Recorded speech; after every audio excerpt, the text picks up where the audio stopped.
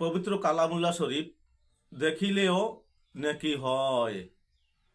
তাই আমরা যারা পড়তে পারি না, অজু করে পাক পবিত্র হয়ে কালামুল্লাহ শরীফ ধরে চুমু দেব, নেকির ভাগিদার হব ইনশাআল্লাহ।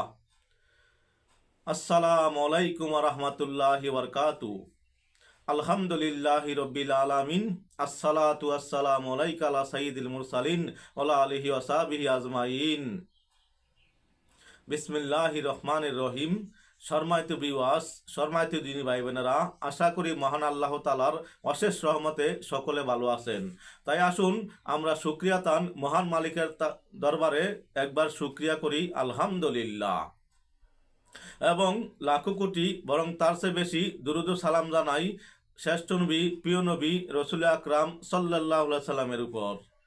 সম্মানিত ভিউয়ার্স, আপনারা দেখছেন মদিনার পথে 97 ইউটিউব চ্যানেল। এই চ্যানেলের মূল উদ্দেশ্য হাদিস এবং কোরআন থেকে যাচাই বাছাই করে ইসলামিক ভিডিও আপলোড করা, যেন মানুষের জন্য উপকারে আসে। তাই যারা নতুন দেখছেন অনুগ্রহ করে একটি সাবস্ক্রাইব করে পাশে থাকা বেল আইকনটি ওপেন করে দিবেন, যেন ভবিষ্যতে দুই একটি ভালো কথা আপনার কাছে পৌঁছে যায়। সম্মানিত দিনী ভাই বোনেরা, আজকে আমরা একটি পবিত্র বিষয় নিয়ে আলোচনা করব, যা কিনা দেখিলেও সোয়াব, পাঠ করিলেও সোয়াব, শুনিলেও সোয়াব। এটি কি? মহাগ্রন্থ আল কোরআন। মহান আল্লাহ তাআলার নেয়ামত আমাদের কাছে এসেছে আমার প্রিয় নবী রসুল পাক সাল্লাল্লাহু আলাইহি সাল্লামের মাধ্যমে। আমরা যা পেয়েছি তা থেকে কিছু জানবো। আজকে আমরা জানবো সূরা আন-নূরের ফজিলত এবং কোথায় নাজিল হয়েছে। সূরা আন-নূর পবিত্র কোরআনের 24তম সূরা, যা মদিনায় অবতীর্ণ হয়, যার আয়াত সংখ্যা 64, রুকু 9, পারা 18, সিজদার আয়াত নাই। এ সূরার 35 নম্বর আয়াতে একাধিকবার নূর শব্দটি এসেছে, তাই এ নূরার নামকরণ করা হয়েছে সূরা নূর। এ সূরার অধিকাংশ বিধান নারীর সতীত্ব সংরক্ষণ ও পর্দা সম্পর্কিত। নারীদেরকে এ সূরা শিক্ষা দেওয়ার জন্যে হযরত উমর রাদিয়াল্লাহু তাআলা আনহু কুফাবাসীদেরকে উদ্দেশ্য করে লিখেছিলেন, তোমাদের স্ত্রীদেরকে সূরা নূর শিক্ষা দাও।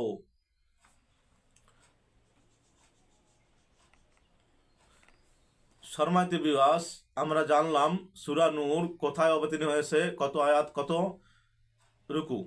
এখন আমরা জানব এই সূরা নূর পাঠ করলে কি ফজিলত হতে পারে। এই সূরার বহু ফজিলত রয়েছে, আমরা কয়েকটি আলোচনা করব ইনশাআল্লাহ। ভিডিওটি পুরো দেখার জন্য আহ্বান রইল।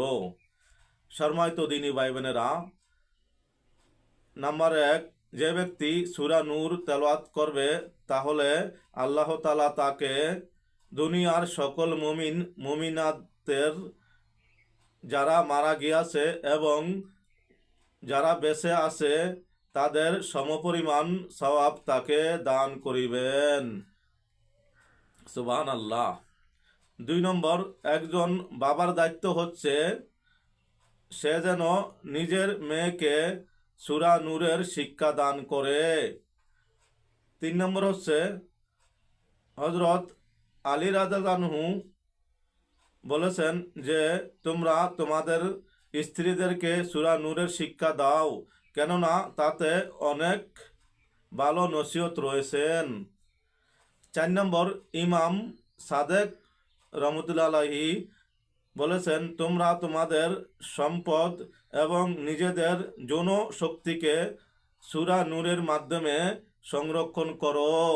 যদি কেউ উক্ত সূরাটি পাঠ করে তাহলে তার ঘরের সবাই জেনা করা থেকে বিরত থাকবে এবং তার মৃত্যুর সময় আল্লাহ তাআলা তার জন্যে 70,000 ফেরেশতা প্রেরণ করবেন, যারা তার জন্যে জানাজায় শরীক হবেন এবং তার জন্যে দোয়া ও ইস্তেগফার করতে থাকবেন। এ সূরার 40 নং আয়াতটি পাঠ করলে পলাতক ব্যক্তি ফিরে আসবে। এটা হচ্ছে 5 নম্বর ফজিলত। সম্মানিত ভিউয়ার্স, বুঝতে পেরেছেন? 5 নম্বর ফজিলত হচ্ছে 40 নং আয়াত কেউ যদি নিয়মিত পাঠ করে, উদ্দেশ্য নিয়ে পাঠ করে, পলাতক ব্যক্তির জন্য ওই পলাতক ব্যক্তি ফিরে আসবে। নাম্বার 6, সূরা নূরের 40 নং আয়াত লিখে এবং তা ধুয়ে তার পানি চোখে লাগালে তাহলে তার চোখের দুর্বলতা ভালো হয়ে যাবে। ইমাম সাদিক রহমতুল্লাহ আলাইহি থেকে বর্ণিত যে কেউ উক্ত সূরাটি পাঠ করবে সে মানুষের দেয়া অপবাদ থেকে রক্ষা পাবে।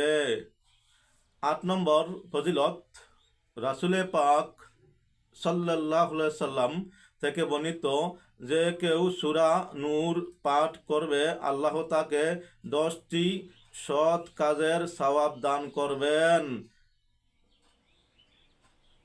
যা সমস্ত মুমিন ও মুমিনাতের সৎ আমলের সমপরিমাণ হবে।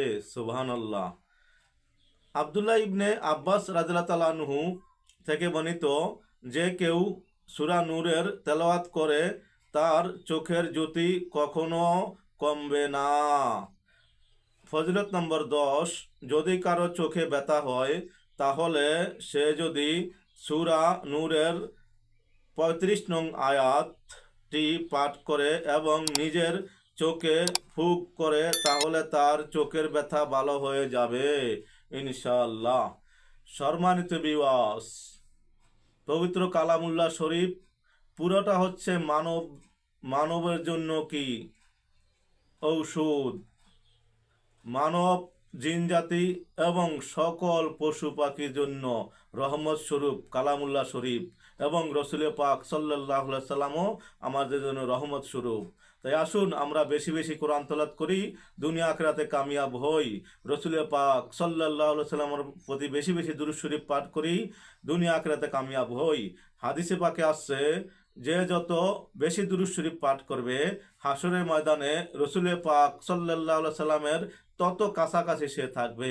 আসুন আমরা কয়েকবার দুরুদে পাক পাঠ করি। আল্লাহুম্মা সাল্লি আলা সাইয়্যিদিনা মুহাম্মাদিন আন-নাবিল উম্মি ওয়া আলিহি ওয়াসাল্লিম। আল্লাহুম্মা সাল্লি আলা সাইয়্যিদিনা মুহাম্মাদিন আন-নাবিল উম্মি ওয়া আলিহি ওয়াসাল্লিম। আল্লাহুম্মা সাল্লি আলা সাইয়্যিদিনা মুহাম্মাদিন আন-নাবিল উম্মি ওয়া আলিহি ওয়াসাল্লিম। হে আল্লাহ, সকল মুসলমানকে আপনার হাবিবের প্রেমে প্রেমিক বানান। হে আল্লাহ, আমাদেরকে ঈমানের সাথে মৃত্যু দিয়েন। হে আল্লাহ, যা কিছু শুনলাম, যা কিছু বললাম এর উসিলায় সকল মুসলমানকে ক্ষমা করে দেন। সম্মানিত ভিউয়ার্স, সকলের কাছে দোয়া চেয়ে আজকের মতো এ পর্যন্তই। যদি উপকার মনে হয় অবশ্যই একটি সাবস্ক্রাইব, শেয়ার ও লাইক করবেন। সকলের কাছে দোয়া চাই। আসসালামু আলাইকুম ওয়া রাহমাতুল্লাহি ওয়া বারাকাতুহু।